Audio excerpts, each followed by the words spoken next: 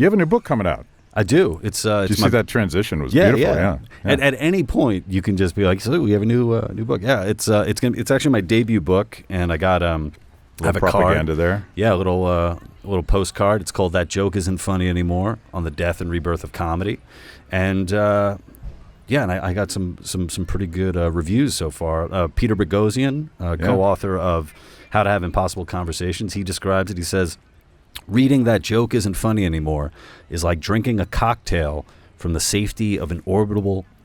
I just messed it up. Sorry. It's like drinking a cocktail from the safety of an orbital space station while watching the burning terrain below. It offers solace and perspective while witnessing the madness that's destroying society. He uses big words. Yeah, that's a big one to live up to. I really hope that the words in my book live up to that one. Yeah. So. Well, we talked about this. I forget the last time you were on the show. It's been a while. Yeah.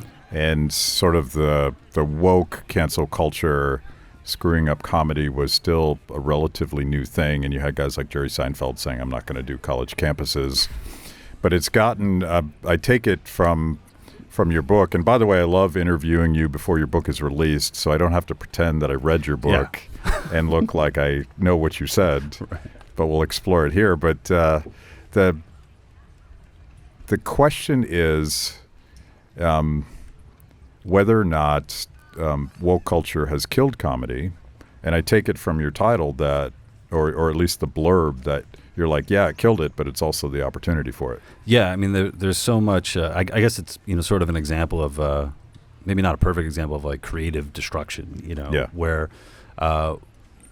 basically it needed to be broken. Yeah, and I think while people might say, "Oh, comedy's dead," it's like, ironically, it's like the best time possible to be doing comedy because there's just so much lined up for people who are looking to get an audience. For one, we have the technology where if you're a comedian, you're no longer on this one path to success. It used to be like, oh, you do stand up, and hey, maybe get to a point where you don't want to do the road anymore, but hey, now you have a sitcom, and then maybe now you have movies. That's a direction. And now with the way things are and things being so cheap to be able to shoot and to stream and all that, you have all these opportunities for revenue streams and also a way to build your audience. So I think that, like, on its own is just an incredible opportunity. And then, there's a natural, sort of thing about comedy where you take on sacred cows. And it's like, naturally, whatever the new sacred cows are, whatever's being propped up, that's material. Yeah. And if you have people, in positions of sort of establishment players who aren't going to take on certain subject matter, or they're going to be like, oh,